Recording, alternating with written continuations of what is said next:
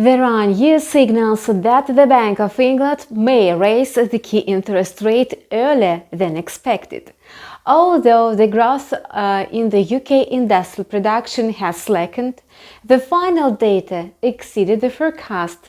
This in turn allowed the pound sterling to gain in value. Analysts had expected a slowdown to 3.2% from 3.8%. In fact, industrial production advanced by 3.7%. In addition, the previous figures were upwardly revised to 4.4%. This reflects that the UK economy is recovering faster than expected. On a monthly basis, industrial production increased by 0.8%, whereas analysts had foreseen a smaller rise of just 0.4%. In the Eurozone, the situation is almost the same. The previous industrial production data was also upwardly revised to 8% from 7.7%. However, the current report unveiled weaker than expected figures, thus the indicator advanced just by 5.1%. It means that on a monthly basis industrial production declined by 1.6% instead of a drop of 1.2%. As a result, the euro remained stagnant.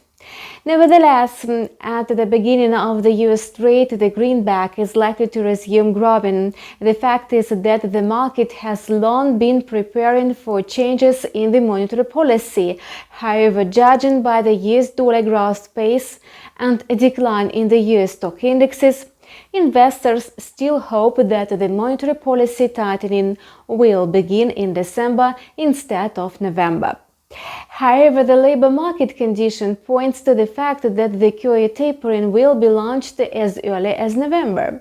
Only a drop in the inflation rate may force the Fed to postpone the reversal of the QE program until December or even until next year. However, analysts suppose that inflation will remain unchanged.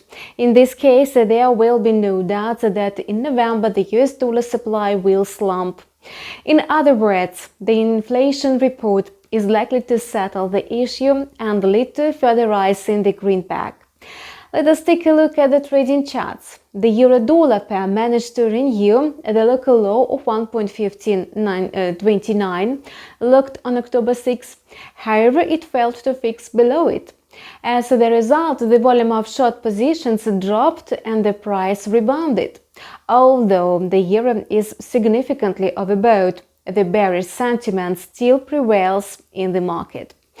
Since the beginning of the autumn, the euro has lost over 3% against the US dollar. Despite a technical rebound, the downtrend is still intact.